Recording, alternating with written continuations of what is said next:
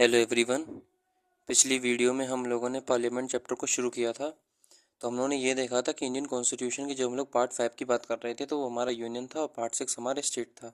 फिर मैंने आप लोगों को एक बात बताई थी कि जो हम लोगों का पढ़ाई का अप्रोच होगा वो ये अप्रोच होगा कि हम लोग साइमल्टेनियसली सारी बॉडीज़ को एक दूसरे से कंपेयर करते रहेंगे। फॉर एग्जांपल, जब हम लोग प्रेसिडेंट को देखेंगे तो प्रेसिडेंट के साथ हम लोग गवर्नर को पढ़ेंगे। जब हम लोग प्राइम मिनिस्टर को देखेंगे तो प्राइम मिनिस्टर के साथ हम लोग चीफ मिनिस्टर को देखेंगे। जब हम लोग लोकसभा के स्पीकर को देखेंगे तो फिर हम लोग जो विधानसभा होती है उसके स्पीकर को। इससे ये हो जाएगा, कंपैरेटिव स्टडी करते हैं तो उसका एक फ़ायदा हो जाता है कि वही सारे पॉइंट्स होते हैं विद रिस्पेक्ट टू के पॉइंट्स हम लोग को आसानी से याद हो जाते हैं। किताबों का जब आप स्ट्रक्चर देखोगे तो किताबों के स्ट्रक्चर में बहुत ज़्यादा हौच पौच हो जाती है, जिससे कि बार बार उसको रिवाइज करना और रिकॉल करना हम लोग के लिए मेहनत का काम बन जाता है। इसलिए फिर मैंने ये कंपैरेटिव स्टडी का तरीका निकाला जिससे कि हम लोगों को आसानी हो रिवीजन करने में एग्जाम के दौरान। तो बहरहाल पिछली वीडियो में हम लोगों ने पार्लियामेंट चैप्टर में लोकसभा राज्यसभा देख लिया था कि लोकसभा क्या होता है, राज्यसभा क्या होता है, उन लोगों का क्या कैसे सिस्टम होता है, और फिर parliamentary form of the government क्या होता है, presidential form of the government क्या होता है, 104 अमेंडमेंट एक्ट और 106 कॉन्स्टिट्यूशनल अमेंडमेंट एक्ट। उसके बाद फिर हम लोग लोकसभा राज्यसभा में जैसे उसकी स्ट्रेंथ क्या होती है, स्टेट का रिप्रेजेंटेशन, नॉमिनल मेंबर कैसे होते हैं, इलेक्टेड मेंबर कैसे होते हैं, उनका टर्म क्या होता है, ये सारी चीज़ें एक्सप्लेन कर ली थी। उम्मीद करता हूँ कि आप लोग पिछली वीडियो को देखने के बाद ही इस वाली वीडियो पे आएँ, क्योंकि ये है, जब मैं लोकसभा को पढ़ाऊँगा आपको तो जो लोकसभा का सिस्टम होता है वो मोर और लेस पूरा का पूरा सेम है हमारा विधानसभा से। यानी कि लोकसभा किससे सेम होगा, विधानसभा से, और राज्यसभा किससे सेम होगा, हमारा विधान परिषद से। यानी कि जब लोग सेंटर में बात कर रहे थे तो हमारा लोकसभा आएगा, स्टेट में बात करेंगे तो विधानसभा आएगा। ऐसे आप याद रखना, लोकसभा, विधानसभा, सेंटर में, स्टेट में। जब स्टेट सेंटर की बात करेंगे तो उधर राज्यसभा था, तो इधर हमारा विधान परिषद आ जाएगा।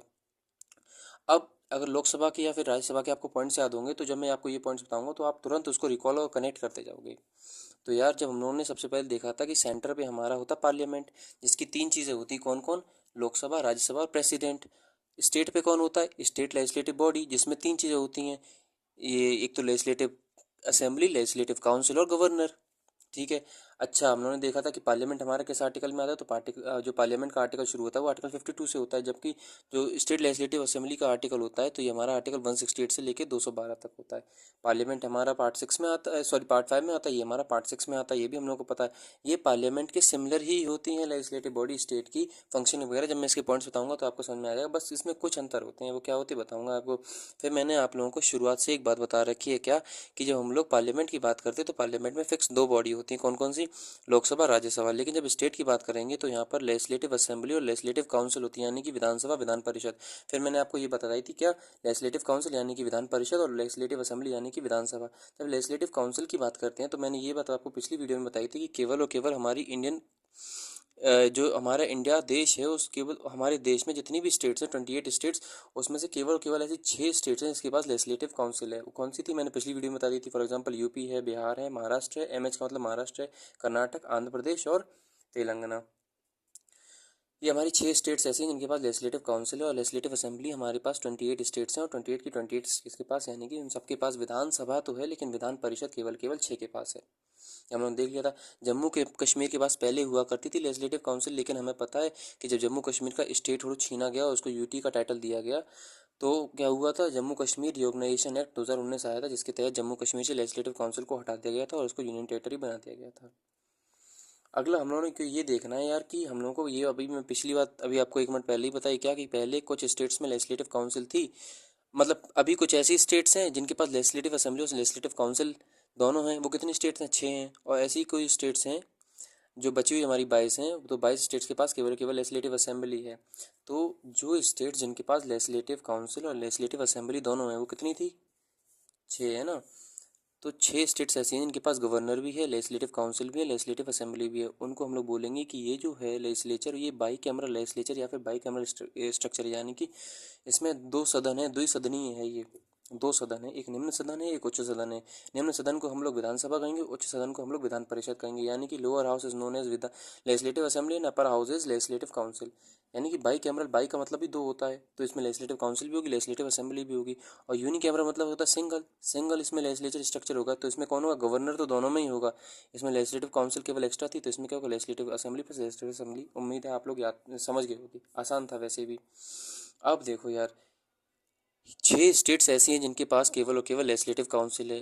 तो एक बात बताओ, ये लेजिस्लेटिव काउंसिल क्या अपनी मर्जी से बन जाते हैं या कोई क्राइटेरिया होती है, मतलब इनका प्रोसीजर क्या होता है लेजिस्लेटिव काउंसिल बनने का। तो लेजिस्लेटिव ये मैंने आपको पीछे एक बार डिस्कस भी करी थी, जब हम लोग पहले जब शेड्यूल्स या फिर प्रियम्बल वगैरह डिस्कस कर रहे थे या फिर इंडियन कॉन्स्टिट्यूशन के पार्ट्स डिस्कस कर रहे थे, तभी मैंने आपको बताई थी कि जब ये वाला टॉपिक आएगा तब मैं आपको बताऊंगा। तो मैं अभी आपको बता रहा हूँ कि या फिर क्रिएशन की बात हो, ये क्रिएशन लिखा है, या फिर एबोलिशन की बात हो, यानी कि इन 6 स्टेट्स में क्रिएट है और इस वाली स्टेट में एबॉलिश है। तो क्रिएशन की बात हो या फिर एबोलिशन की बात हो, स्टेट लेजिस्लेटिव असेंबली काउंसिल के क्रिएशन या फिर एबोलिशन की बात हो, तो वो कैसे होगा? तो जिस भी स्टेट की बात हो रही, फॉर एग्जांपल मान लो आज उत्तर प्रदेश कहता है कि हमको लेजिस्लेटिव काउंसिल चाहिए, पहले से ही उत्तर प्रदेश के पास है, लेकिन मैं एग्जांपल के लिए ले रहा हूँ। फॉर एग्जांपल मान लो उत्तर प्रदेश कहता है कि हमारे पास भी लेजिस्लेटिव काउंसिल होनी चाहिए। तो उत्तर प्रदेश की जो असेंबली होगी, लेजिस्लेटिव असेंबली, उसमें एक रेजोल्यूशन होगा। अब रेजोल्यूशन क्या होगा? एक तरह से आप मान लो पर्चियाँ डाली जाएंगी, लेमन लैंग्वेज में बता रहा हूँ। वैसे रेजोल्यूशन अलग चीज़ होती है, रेजोल्यूशन मोशन का अलग टॉपिक होता है। जब मैं मोशन आपको बताऊंगा तब रेजोल्यूशन बताऊंगा, वो पार्लियामेंट में ही आगे आएगा। तो फॉर एग्जांपल मान लो उत्तर प्रदेश ने बोला कि हमको चाहिए लेजिस्लेटिव काउंसिल, तो उत्तर प्रदेश ने एक रेजोल्यूशन पास हुआ उसके असेंबली में। अच्छा, वो रेजोल्यूशन पास होने की क्राइटेरिया क्या है? तो मेजोरिटी ऑफ टोटल मेंबर होने चाहिए plus 2/3 of present and voting होना चाहिए, ये उसका मेजोरिटी का क्राइटेरिया होता है। अब ये क्या है, मैं एग्जाम्पल से समझा रहा। फॉर एग्जांपल मान लो यार, उत्तर प्रदेश में जो टोटल अभी जो हैं हमारे विधायक उत्तर प्रदेश में, ये तो आपको पता ही होगा कि जो लेजिस्लेटिव असेंबली होती है, लेजिस्लेटिव काउंसिल होती है, इनके जो इनको हम लोग बोलते हैं एमएलए और इनको हम लोग बोलते हैं एमएलसी। तो उत्तर प्रदेश में मान लो यार एमएलए की बात होगी, क्यों? क्योंकि अभी उत्तर प्रदेश में लेजिस्लेटिव काउंसिल तो है नहीं। तो उत्तर प्रदेश में मान लो एमएलए 400 हैं। पहली कंडीशन ये है कि majority of total member, 400 total हैं, तो 400 की मेजोरिटी कितनी हो गई? मेजोरिटी होता है 50% ऑफ 400, यानी कि 50, अरे यार आधा से ज़्यादा होना चाहिए, यानी कि 201 मिनिमम होनी चाहिए, 201 या उससे ज़्यादा। जब 201 या उससे ज़्यादा होंगे तो हमारी पहली क्राइटेरिया फुलफिल हो जाएगी, यानी कि मेजोरिटी ऑफ टोटल मेंबर होने चाहिए, ठीक है। और ये किससे ज़्यादा होना चाहिए? 2/3 of member present and voting. अब प्रेजेंट एंड वोटिंग का मतलब क्या है? अब मान लो जिस दिन ये रेजोल्यूशन पास होना था उस दिन मान लो 315 लोग आए, मान लो। तो 315 का 2/3 कितना होगा? ज़रा इसको काटो में, तो 105 आएगा, यानी कि 210 आएगा। अब ये बोल रहा है कि देखो यार, अगर आपको उत्तर प्रदेश में लेजिस्लेटिव काउंसिल चाहिए तो 201 से ज़्यादा ही लोग होने चाहिए इस बात के फेवर में कि आपके उत्तर प्रदेश में लेजिस्लेटिव काउंसिल हो या ना हो। तो 201 मिनिमम चाहिए थे और हमारे निकल कितने आए? 210, यानी कि इससे ज़्यादा है। तो इसका मतलब रेजोल्यूशन हमारा पास हो जाएगा। जब एक बार को रेजोल्यूशन हमारा पास हो जाता है, रेजोल्यूशन पास हो गया, अब ये रेजोल्यूशन पास होने के बाद जाएगा हमारा पार्लियामेंट में। अब पार्लियामेंट में जब ये पास पास होने के बाद जाएगा तो फिर पार्लियामेंट इसके ऊपर डिसीजन लेगी कि इसको क्या करना है, ठीक है। अब जब पार्लियामेंट डिसीजन लेगी ना, तो उसके लिए पार्लियामेंट ने मान लो ये डिसीजन ले लिया कि उत्तर प्रदेश में लेजिस्लेटिव काउंसिल होनी चाहिए, तो इसके लिए उसको कॉन्स्टिट्यूशन में अमेंड करने की कोई भी ज़रूरत नहीं है। इसीलिए मैंने क्या लिखा है, कॉन्स्टिट्यूशन अमेंडमेंट एक्ट करने की ज़रूरत नहीं है, वो केवल और केवल ऑर्डिनरी लेजिस्लेशन से हो जाएगा। अब ये बात कहाँ लिखी है? ये बात सिंपल और सिंपल, हम लोग आर्टिकल 4 को देखते हैं तो उसमें क्या होता है, आर्टिकल 4 में यही बात लिखी है कि आर्टिकल 2 और 3 के लिए कोई भी मॉडिफिकेशन की ज़रूरत होती है तो उसके लिए कॉन्स्टिट्यूशन अमेंडमेंट एक्ट करने की ज़रूरत नहीं होती है, ऑर्डिनरी लेजिस्लेशन से ही हो जाता है हमारा। तो मुझे उम्मीद है कि आप समझ, मैं एक बार अगर इसको कोई रिमाइंड करूं तो मैंने ये बोला है कि फॉर एग्जांपल मान लो उत्तर प्रदेश बोलता है कि उत्तर प्रदेश को भी अपने पास लेजिस्लेटिव काउंसिल चाहिए, तो उत्तर प्रदेश के लिए क्या मैंने बोला है कि मेजोरिटी ऑफ टोटल मेंबर, और ये जो है ये किससे ज़्यादा? मेजोरिटी ऑफ टोटल मेंबर से 2/3 of member present and voting ज़्यादा होने चाहिए। तो हमने देखा कि मान लो उत्तर प्रदेश में टोटल मेंबर जो हैं वो 400 हैं। अब 400 की मेजोरिटी कितनी हो जाएगी? 200, 200 हो जाएगी ना, लेकिन हमें मेजोरिटी चाहिए, तो यानी कि 50% से ज़्यादा, यानी कि तो हमारा कितना हो जाएगा? 201, यानी कि 201 से अगर ज़्यादा लोग बोल देते हैं, 400 मेंबर्स हैं टोटल, 400 में से अगर 201 में से ज़्यादा लोग बोल देते हैं कि हाँ हमें चाहिए, तो क्या हो जाएगा हमारा? तो फिर हम लोगों ने देखा, मान लो प्रेजेंट एंड वोटिंग कितने थे? 315 दिन, उस 400 टोटल लोग थे, लेकिन प्रेजेंट कितने हैं उस टाइम, उस दिन जिस दिन रेजोल्यूशन पास हुआ, तो उस दिन केवल और केवल प्रेजेंट थे हमारे 315। तो 315 का 2/3 कितना हो जाएगा? 210, और 210 201 से ज़्यादा है, बिल्कुल है। अब मान लो अगर 200 ही आता है इधर, या फिर 190 आता है इधर, कैलकुलेशन करके 150 आता, तो क्या हमारा बन पाता रेजोल्यूशन? तो हमारा रेजोल्यूशन वहीं फेल हो जाता, क्योंकि 201 से ज़्यादा आना चाहिए, 202, 203, 210, ठीक है। उम्मीद करें आप समझ गए। अब एक बार रेजोल्यूशन पास हो जाए तो पार्लियामेंट में जाएगा, जब पार्लियामेंट में जाता है तो पार्लियामेंट उसके ऊपर कार्रवाई करेगा, पार्लियामेंट एक्सेप्ट करेगा तो लेजिस्लेटिव काउंसिल बन जाएगी, उसके लिए ऑर्डिनरी लेजिस्लेशन की जरूरत पड़ेगी, कॉन्स्टिट्यूशन अमेंडमेंट एक्ट की जरूरत नहीं पड़ेगी। अब हम लोग फटाफट लेजिस्लेटिव असेंबली और फिर लेजिस्लेटिव काउंसिल को कंपेयर कर रहे हैं कि इनमें क्या होता है। एक हमारा विधानसभा होता है, लेजिस्लेटिव असेंबली पहले बता चुका हूँ, और लेजिस्लेटिव काउंसिल हमारा विधान परिषद होता है। अगर आपको लोकसभा और राज्यसभा याद होंगे तो आप आराम से खेल ले जाओगे। तो हम लोगों ने देखा था लोकसभा में कि लोकसभा हमारा कैसा होता है, नॉन कंटिन्यूइंग हाउस होता है, यानी कि नॉन परमानेंट होता है। वैसे ही हमारा अगर जैसे लोकसभा होगा वैसे ही सेम इसके विधानसभा के क्राइटेरिया होंगे। तो इसमें ये बात आपको याद रखनी है कि क्रिएशन या फिर एवोल्यूशन की बात हो तो दोनों की दोनों क्राइटेरिया फुलफिल होनी चाहिए। इन दोनों में से मोरल ऑफ द स्टोरी ये है, इन दोनों में से जो भी अगर क्राइटेरिया हमारी फेल हो गई तो फिर लेजिस्लेटिव काउंसिल नहीं बनेगी, ठीक है जी। दोनों क्राइटेरिया फुलफिल होनी चाहिए, पहले ही बता दिया, मेजोरिटी भी और ये भी 2/3 of member present in voting, दोनों क्राइटेरिया फुलफिल हो गई तो लेजिस्लेटिव काउंसिल बन जाएगी। अब अगला हम लोग ये कंपेयर देख रहे थे कि लोकसभा सॉरी लेजिस्लेटिव असेंबली और लेजिस्लेटिव काउंसिल में क्या डिफरेंस होता है, कंपेयर कर रहे थे। तो लेजिस्लेटिव असेंबली को आप याद रखना लोकसभा से और लेजिस्लेटिव काउंसिल को याद रखना राज्यसभा से, आराम से आपके सारे पॉइंट कवर हो जाएंगे। तो जब हम लोग लेजिस्लेटिव असेंबली की बात कर रहे थे तो इसका नेचर कैसा होगा, नॉन कंटिन्यूइंग। हम लोगों ने पहले देखा था कि जो लोकसभा हमारा कैसा होता है, नॉन परमानेंट हाउस होता है, वो डिजॉल्व होता रहता है। डिजॉल्व कौन करेगा, प्राइम मिनिस्टर करेगा लोकसभा को, और काउंसिल और जो चीफ मिनिस्टर होगा वो हमारा विधानसभा को क्या करेगा, डिसॉल्व करेगा। कब करेगा, अगर वो काउंसिल ऑफ मिनिस्टर से बोल देता है तो काउंसिल ऑफ मिनिस्टर को रिजाइन देना पड़ जाता है, उसको केवल और केवल एक बार प्रेसिडेंट से या फिर गवर्नर से बोला जाएगा कि हमें लोकसभा को डिसॉल्व करना है या फिर हमें विधानसभा को डिसॉल्व करना है, तो हमारी विधानसभा या फिर लोकसभा क्या हो जाएंगी, डिसॉल्व हो जाएंगी। मैं आपको बता चुका हूँ पिछली वीडियो में। और जब हम लोग इसको जब हम लोगों ने राज्यसभा को देखा था या फिर लेजिस्लेटिव काउंसिल को देखा था तो हम लोगों ने क्या देखा था कि भैया दोनों परमानेंट चैम्बर है, यानी कि ये दोनों तो डिसॉल्व हो नहीं सकते हमारे। अगला हम लोगों को देखना है टर्म। तो नॉर्मली जो लोकसभा का या फिर जो हमारा विधानसभा का टर्म होता है वो 5 साल का होता है पहली सिटिंग से। फॉर एग्जांपल मान लो इनकी पहली सिटिंग आज हुई तो आज से 5 साल तक इनका टर्म होगा। 5 साल बाद ये कैसे हो जाएगी, अपने आप डिसॉल्व हो जाएगी। फिर उसका क्या होगा, वापस फिर से फ्रेश इलेक्शन होगा। इधर क्या इनका टर्म होता है नॉट फिक्स। अब आप कहोगे 6 साल का होता तो टर्म है, तो देखो यार टर्म और टेन्योर में अंतर होता है, यहाँ पे आन दो तब आपको बताऊंगा। तो अगर इनका टर्म की बात पूछी जाए विधान परिषद की तो इनका टर्म होता है नॉट फिक्स। अगला आपसे पूछा जाए कि डिसोल्यूशन होगा, तो मैंने भाई बताया था कि 5 साल बाद अपने आप डिसोल्यूशन हो जाएगा। इनका डिसोल्यूशन होगा, इनका बिल्कुल नहीं डिसोल्यूशन होगा। क्यों, क्योंकि ये परमानेंट हाउस होता है।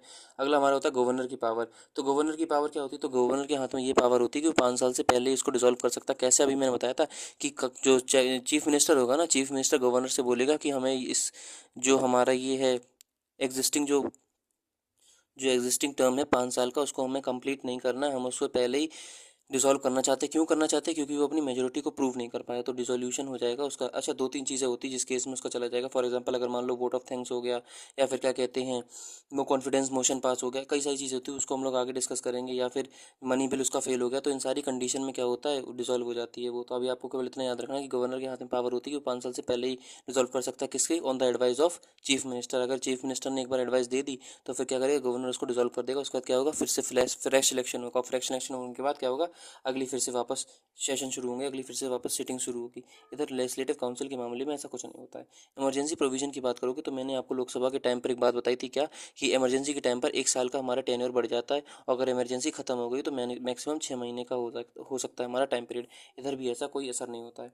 रिटायरमेंट की बात करोगे तो भैया वही बात है सिंपल, कि जो रिटायरमेंट की बात करोगे तो हम लोग पहले ही पता था कि एक जो जो हाउस होता है हमारा विधानसभा, उसके सारे मेंबर्स इकट्ठे आते हैं और इकट्ठे जाते हैं। अच्छा, कुछ कंडीशन ऐसी होती है जिसमें मेंबर्स को हटा दिया जाएगा, वो हम लोग आगे देखेंगे डिस्क्वालिफिकेशन की। वरना अभी आपको इतना याद रखो कि जो एंटायर हाउस होता है वो इकट्ठा डिसॉल्व होता है। इधर क्या होता है, जैसे हम लोगों ने राज्यसभा में देखा था कि 1/3 जो मेंबर होते हैं वो हर 2 साल में रिटायर होते हैं।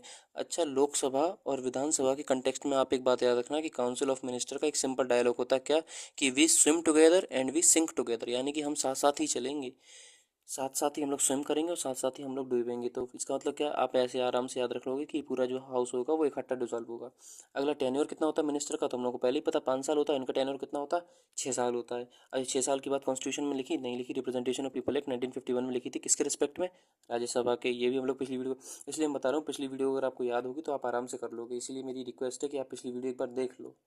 अगला हम लोग री इलेक्शन की बात देखी तो हमने लोकसभा में भी देखा था कि बिल्कुल लोकसभा का री इलेक्शन अनलिमिटेड टाइम तक कर सकते हो आप। हमारा जो कैंडिडेट होगा वो इलेक्शन में खड़ा होने के बाद अगर वो जीत जाता है तो फिर वो वापस मेंबर हो जाएगा। उसके बाद फिर से वो इलेक्शन में खड़ा हो, फिर से अगर जीत जाता है फिर से मेंबर, यानी कि कंटिन्यूस साइकिल है। जितनी बार वो इलेक्शन में जीतता है उतनी बार वो हमारा मिनिस्टर बन जाता है।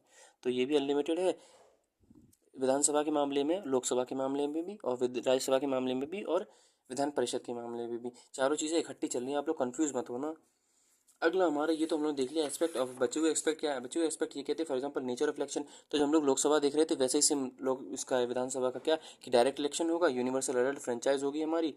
अब यूनिवर्सल एडल्ट फ्रेंचाइज का मतलब क्या होता है, यूनिवर्सल एडल्ट फ्रेंचाइज का मतलब ये होता है सिंपल, क्या हम लोग को पता है कि 18 साल से उम्र के जितने भी लोग हैं वो वोटिंग करेंगे। वोटिंग डालने के बाद जो भी वोट में जीतेगा, किससे, जो भी वोट में डालेगा और first pass the post system, यानी कि जिसके पास मैक्सिमम वोट आएंगे, ना कि मेजोरिटी वोट आएंगे, वो हमारा क्या बन जाएगा, रिप्रेजेंटेटिव बन जाएगा। एक्सेप्शन इसका क्या है, एक्सेप्शन ये है some members in Sikkim and Nagaland, यानी कि कुछ मेंबर सिक्किम और नागालैंड के डायरेक्ट इलेक्शन से नहीं आते। वो क्यों नहीं आते, वो इंटरनल सिक्योरिटी का टॉपिक है। और लेजिस्लेटिव काउंसिल क्या है, इसके जो मेंबर्स होते हैं इंडायरेक्ट चूज होते हैं, हम लोगों को पता है इंडायरेक्ट चूज होंगे कैसे, कि हम अपने लीडर को चुनेंगे, फिर वो जो लीडर होगा वो हमारे बिहाफ पर वोटिंग करके हमारे रिप्रेजेंटेटिव को चुनेगा, जैसा कि हम लोग राज्यसभा में देख चुके हैं। अच्छी बात है, यहीं पे एक पॉइंट कवर कर दूं क्या, कि इधर जो हमारा डायरेक्ट इलेक्शन होगा, इधर हमारा क्या होगा, first pass the post system होगा, इधर क्या होगा, हमारा प्रोपोर्शनल रिप्रेजेंटेशन होगा और सिंगल ट्रांसफरेबल वोट होगा। ये हम लोग देख चुके हैं कि सिंगल ट्रांसफरेबल वोटिंग सिस्टम की किस किस में जरूरत पड़ती है, तो राज्यसभा में पड़ती है, लेजिस्लेटिव काउंसिल में पड़ती है, प्रेसिडेंट के में पड़ती है, वाइस प्रेसिडेंट के में पड़ती है। अच्छा जी, अगला हमारा स्ट्रेंथ कितना होता है, तो हम लोगों ने देखा था लोकसभा का मैक्सिमम स्ट्रेंथ होता है 550। तो लोकसभा का अगर 550 है तो इसका मैक्सिमम स्ट्रेंथ कितना है, 500 है। लोकसभा का मिनिमम स्ट्रेंथ की कोई बात थी नहीं, लेकिन एक क्वारम नाम की चीज़ होती है। वो क्वारम क्या होता है वो मैं आपको बाद में बताऊंगा। क्वारम वैसे ये होता है कि 1/10 ऑफ द टोटल स्ट्रेंथ होती है। अच्छा, इसके जो हमारे विधानसभा होता है उसकी मिनिमम स्ट्रेंथ कितनी है, 60, यानी कि मैक्सिमम स्ट्रेंथ 500 थी, मिनिमम है 60। इसकी लेजिस्लेटिव काउंसिल की मैक्सिमम स्ट्रेंथ जो होती है वो होती है 1/3 ऑफ असेंबली, यानी कि असेंबली में अगर मान लो 300 लोगों की असेंबली है, असेंबली की टोटल स्ट्रेंथ 300 लोगों की है, तो इसकी मैक्सिमम स्ट्रेंथ कितनी होगी, 1/3 ऑफ 300, यानी कि लेजिस्लेटिव असेंबली लेजिस्लेटिव काउंसिल की कितनी वो होगी स्ट्रेंथ, 100 लोगों की, 1/3 इंटू 300, यानी कि 100 लोग होंगे इसकी लेजिस्लेटिव काउंसिल में। अगला जी हमारा आता है, अच्छा इसमें मैक्सिमम स्ट्रेंथ और मिनिमम स्ट्रेंथ साथ होनी चाहिए ना, लेकिन मिनिमम स्ट्रेंथ से रिलेटेड एक एक्सेप्शन है क्या, कि अरुणाचल प्रदेश, सिक्किम और गोवा की मिनिमम स्ट्रेंथ 30 लोगों की, क्योंकि उनकी आबादी नहीं है भाई, और मिजोरम की 40 लोगों की और नागालैंड की 46 लोगों की है, इतनी स्ट्रेंथ है वहाँ पे। वैसे इधर ये होता है कि स्ट्रेंथ जो होती है वो फिक्स करता है पार्लियामेंट। अगला चीज़ हमारे इलेक्शन टाइप हम लोग देख चुके हैं, इधर डायरेक्ट इलेक्शन होगा, इधर प्रोपोर्शनल रिप्रेजेंटेशन होगा। नॉमिनेशन क्या होता है, तो हम लोग जब लोकसभा देख रहे थे, लोकसभा में 2 मेंबर का चुना जा रहा था, इधर क्या, एक मेंबर चुना जाएगा, जिसको भी हटा दिया गया था किससे, 104 कॉन्स्टिट्यूशनल अमेंडमेंट एक्ट 2019 से। अब वो कौन था, एक एंग्लो इंडियन था। इधर नॉमिनेशन की जब आप बात करोगे तो हम लोगों ने देखा था राज्यसभा के केस में कि राज्यसभा में 12 मेंबर नॉमिनेट होते हैं। जब आप इसकी विधान परिषद की बात करोगे तो विधान परिषद में 1/6 मेंबर नॉमिनेट होते हैं गवर्नर के द्वारा। तो याद रखना, राज्यसभा में 12 मेंबर, सीधे गिनती गिवन है कि 12 मेंबर चूज होंगे, इधर क्या 1/6 मेंबर होंगे। टोटल जितने मेंबर चुनेंगे, फॉर एग्जांपल मान लो टोटल 60 मेंबर चुनेंगे, तो 60 का 1/6 कितना हो जाएगा, 10 मेंबर ऐसे होंगे जो कि हमारे गवर्नर के द्वारा नॉमिनेट होंगे। अच्छा, नॉमिनेशन वाली तो ग्राउंड आपको सब पता ही है कि आर्ट हो गया, या फिर साइंस हो गया, या फिर सोशल सर्विस वगैरह हो गया। ठीक है जी। अगला हमारा ये आता है SC ST रिजर्वेशन या फिर वुमेन रिजर्वेशन, जो हम लोग देख रहे थे 104 कॉन्स्टिट्यूशनल अमेंडमेंट एक्ट और 106 कॉन्स्टिट्यूशनल अमेंडमेंट एक्ट। वो क्या होगा, तो वो जैसा सेम जैसा पार्लियामेंट का होता है वैसे ही इनका होगा क्या, कि 1/3 सीटें जो है वो औरतों के लिए रिवाइज कर दी जाएंगी। और उसका एक क्लॉज क्या था, ये क्लॉज था दोस्त, कि जो हम लोगों का 2026 का कास्ट सेंसस आ जाएगा, जो उसके बाद फिर डिलिमिटेशन सेट होगी, डिलिमिटेशन के बाद ही क्या होगा हमारा, औरतों का उस पॉपुलेशन के बेसिस पर 1/3 सीट्स का रिजर्वेशन होगा, जैसा पार्लियामेंट में था वैसे ही सेम इधर है। जब हम लोग लेजिस्लेटिव काउंसिल की बात कर रहे थे इसकी कंपोजिशन की, तो इसकी कंपोजिशन में मेन 5 चीज़ें होती क्या, कि 1/3 जो सीटें होंगी टोटल वो लोकल बॉडी से आएंगी, 1/12 ग्रेजुएट्स होंगे, 1/12 टीचर्स होंगे, और जो 1/3 लोग हैं वो चूज़ किए जाएंगे असेंबली के द्वारा, जो कि असेंबली के नॉन मेंबर्स होंगे, और 1/6 हम लोग पहले देख चुके हैं नॉमिनेटेड होंगे।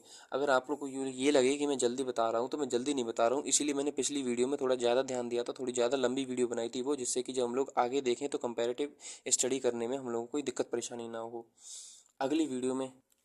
तो यार उम्मीद करता हूँ आपको ये सारी चीज़ें आ गई होंगी। मैं फटाफट अगर रिकैप्चुलेट करूँ तो हम लोगों ने देखा था कि सेंटर के लेवल पर 2 चीज़ें होती क्या, एक हमारा पार्लियामेंट होता है, और एक हम सेंटर के लेवल पर 2 चीज़ें होंगी। उसमें मेन क्या होगा, लोकसभा राज्यसभा, प्रेसिडेंट भी होता है, प्रेसिडेंट भी पार्लियामेंट का पार्ट ही होता है। प्रेसिडेंट जो होता है, मैंने आपको बताया था, president is a integral part of a parliament but it can't participate in the proceeding of a houses, यानी कि वो हाउसेस की प्रोसीडिंग में पार्टिसिपेट नहीं करता, हम लोगों को पता था। उसका हमने दूसरी चीज़ ये याद रखी थी कि पार्लियामेंट स्टेट सेंटर के लेवल पर 2 चीज़ें हो जाएंगी, लोकसभा राज्यसभा, स्टेट के लेवल पर 2 चीज़ें हो जाएंगी क्या, विधानसभा विधान परिषद। विधानसभा को ही हम लोग इंग्लिश में लेजिस्लेटिव असेंबली कहते हैं, और विधान परिषद को ही हम लोग इंग्लिश में लेजिस्लेटिव काउंसिल बोलते हैं। फिर हमने देखा था केवल केवल, अच्छा किस आर्टिकल में आती है, किस पार्ट में आती है, इसमें कोई टेंशन नहीं, केवल केवल ऐसी 6 स्टेट हैं जिनके पास लेजिस्लेटिव काउंसिल है। वो कौन सी थी, उत्तर प्रदेश, बिहार। अच्छा, याद करने का तरीका क्या है, याद करने का ये तरीका है कि भाई 3 ग्रुप में बांट दो, दोनों क्या हो, पड़ोसी हो। फॉर एग्जांपल यूपी का पड़ोसी कौन है, बिहार। महाराष्ट्र का पड़ोसी कौन है, कर्नाटक। और आंध्र प्रदेश का पड़ोसी कौन है, तेलंगाना।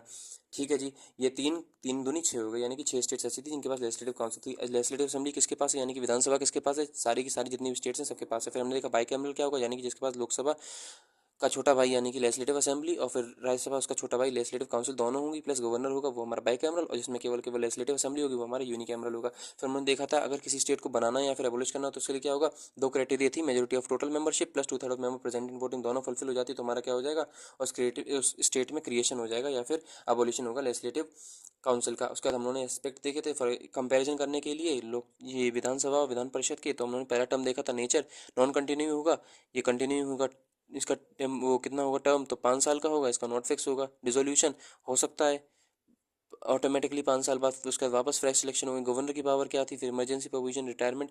तो उम्मीद ये करता हूँ कि आज की वीडियो में आपको लेजिस्लेटिव असेंबली और लेजिस्लेटिव काउंसिल से रिलेटेड जितने भी एस्पेक्ट थे वो सारे कवर होंगे। अगली वीडियो में हम लोग क्वालिफिकेशन और डिस्क्वालिफिकेशन की बात करेंगे, और मेथड ऑफ रिप्रेजेंटेशन हमारा वही होगा सिमिलर जो हम लोगों ने अभी की वीडियो में किया। क्या कंपैरिजन वाले से आसानी हो जाएगी, क्या कि हम लोग एक ही एस्पेक्ट को पढ़ेंगे, फिर वही एस्पेक्ट जो है सिमिलरली वो हम लोग एस्पेक्ट इधर एमपी रखेंगे इधर एमएलए रखेंगे, जिससे कि हम लोगों की कंपैरेटिव एनालाइज हो जाए और हम लोग को टॉपिक आसानी से समझ में आ जाए। टॉपिक का जो मोड होगा वो थोड़ा फास्ट होगा, क्यों, क्योंकि हम लोग को फास्ट टैग में पॉलिटी सारी खत्म करनी है, उसके बाद हम लोग को अगला सब्जेक्ट उठाना है। तो मिलते हैं अगली वीडियो में, टिल देन जय हिंद जय भारत।